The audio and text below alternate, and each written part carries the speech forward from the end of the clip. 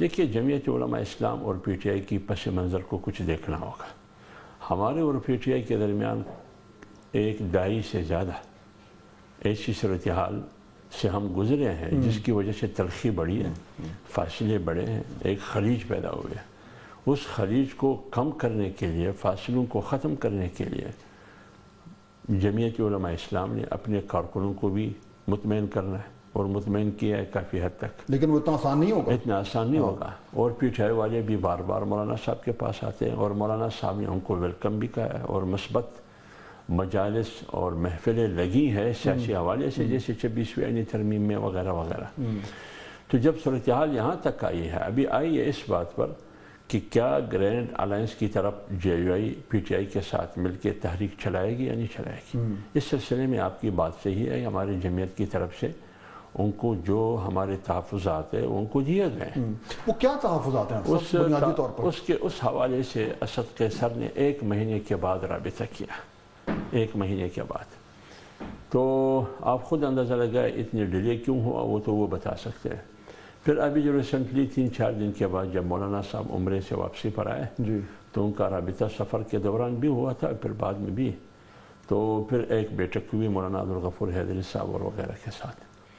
تو جو کچھ بھی تحفظات وہاں ڈسکس ہوئی ہے تو ایک فریق نے کہا جے یو آئی نے کہ ہم مولانا صاحب سے مشاورت کر کے اس کو اعتماد میں لیں گے کہ کیا ہوگا کیا نہیں ہوگا. دوسرے فریق نے کہا اسد قیصر اور پی ٹی آئی کی کہ ہم خان کو اعتماد میں لیں گے کہ وہ کیا کہتے ہیں.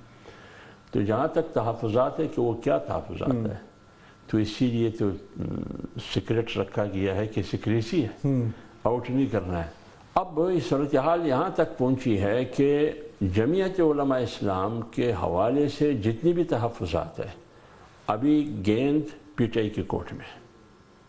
انہوں نے یعنی وہ مانیں گے جو آپ نے اعتراضات کیے ہیں تو گاڑی آگے چلے گی ورنہ نہیں چلے گی. اگر وہ مانیں گے تو پھر ہم اکٹھے چل سکتے ہیں، اگر وہ نہیں مانیں گے بے شک کامن چیزیں ہیں. اگر وہ آئین کی بحالی ہے، جمہوریت کی بحالی ہے، پارلیمنٹ کی خود مختاری اور سپریمیسی ہے، یہ تو جمعیت علماء اسلام کا روزہ اول سے ڈیمانڈ اور مطالبہ. لیکن دیکھیں نا حضرت، کچھ تحفظات کچھ ایسے ہو سکتے ہیں جو پاکستان تحریک انصاف کے لیے قدرن آسان ہو ماننا، لیکن جس طرح ابھی آپ نے خود بھی ذکر کیا کہ یہ جو ماضی ہے یہ تلخ ہے، اور جو آپ کے جو سپورٹرز ہیں وہ بھی اتنے سالوں سے جو ہے وہ بھی دیکھ رہے ہیں کہ کس طریقے سے یہ جو ایک آپس میں جو تعلقات تھے ان میں کتنی کرختگی تھی.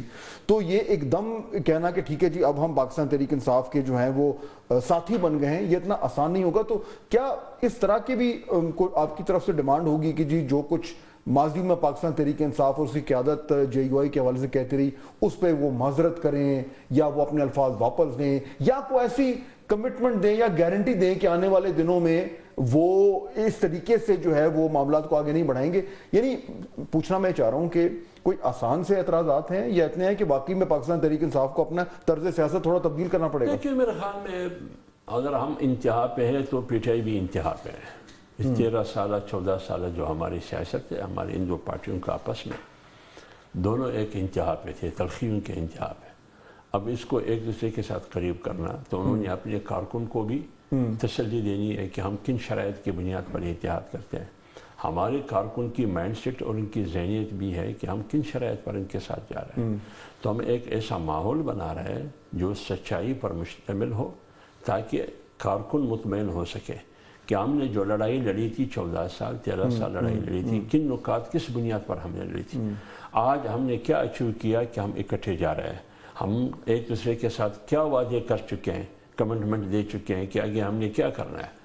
اور کوئی ایسی جو باتیں ہو رہی ہے کہ اقتدار کا حصہ ہونا یا اقتدار میں شریک ہونا یا ہمیں یہ دینا وہ دینا، یہ سارے جھوٹ ہے، اس میں کوئی صداقت نہیں ہے. یعنی کے پی گورنمنٹ میں حصہ داری جو ہے وہ بالکل کوئی نہ کے پی گورنمنٹ میں حصہ داری کی کوئی بات ہے، نہ آنے والے الیکشن کے حوالے سے کوئی بات ہے، نہ اس اتحاد کی سربراہی کے حوالے سے کہ مولانا صاحب کو دینا ہے، نہ اس قسم کی کوئی بات ہے.